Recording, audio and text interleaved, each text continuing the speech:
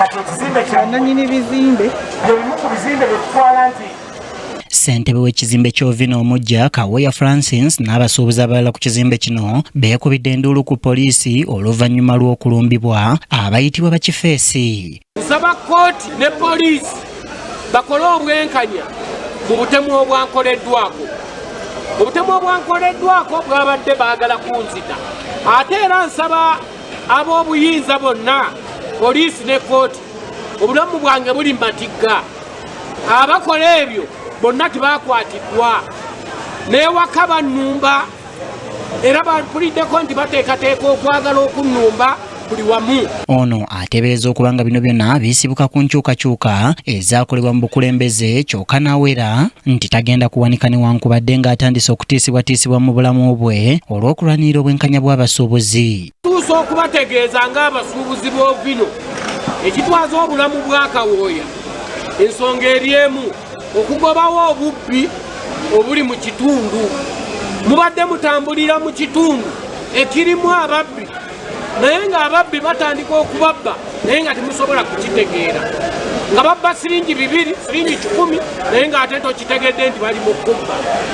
Tubadde tulina obulwadde obw'amasannyalaze wano, ng'amasannyalaze gabbibwa naye ng'agakuba eri obuwunga ate mmwe mugasasulira wano mu kizimbe atunga ekyalaani. Yakikiira omukago gw'ebibiina by'abasuubuzi gufuta John Kabanda alaze nga bwe batajja kukkiriza bikolwa bino eby'okutiisatiisa abasuubuzi.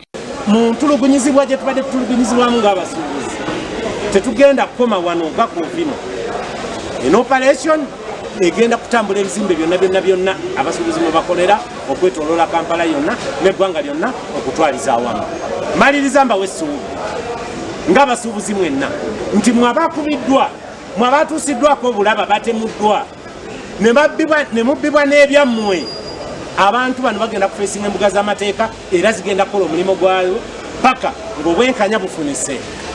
Bino babyogeredde mu lukiiko oluyitiddwa obukubirire akawungezi ka leero okwanjulira abasuubuzi ebizuuliddwa ku nsonga ey'obubbi bw'amasannyalaze abasuubuzi bwe bazze bwemulugunyaako ng'era ab'ekitongole ki UEDCL bakizudde ng'amasannyalaze g'ekizimbe gabadde gakozesebwa abantu abalala ab'ebweru waakyo.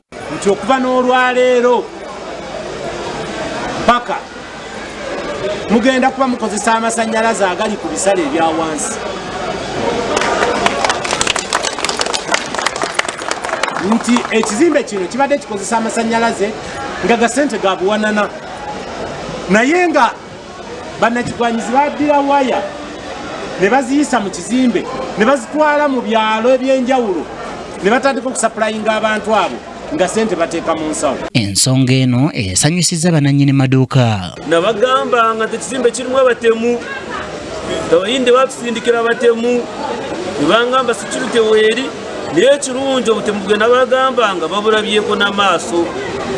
Naye nsaba kkooti ne poliisi n'omuntu yenna waali gwe bakozesa nti erinnya lye lyerikola okutulugunya abasuubuzi ba Ovino aveeyo alaga obwenkanya. Ne bannyabaffe bannannyini kizimbe kino ffe tulina okulwana ennyo.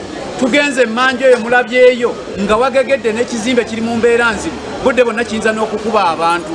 Tusaba tukolere wamu ng'abannannyini units eziri wano, tukolaganire wamu ng'abalandiroodi n'abapangisa baffe abali wano, tulabe nga tukulaakulanya ekitundu kino kituuke oweesiimisa.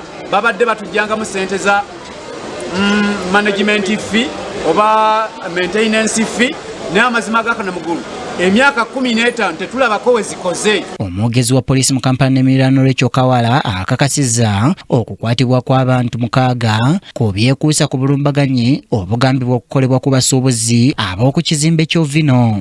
Abantu 6 okuyambako mu kunoonyereza nga kigambibwa nti waliwo ekibinja chairman owa Ovino Mall nga kigambibwa nti waliwo ekibinja ne bamukuba nga tuli mu kunoonyereza ng'era abakwatiddwa 6 bano bafungwa mu kaduukulu kaffe Old Kampala ku misango egya simple robbery. Kimoli Abdallah yakusakidde eggwire lino ku KTV Amalindiro.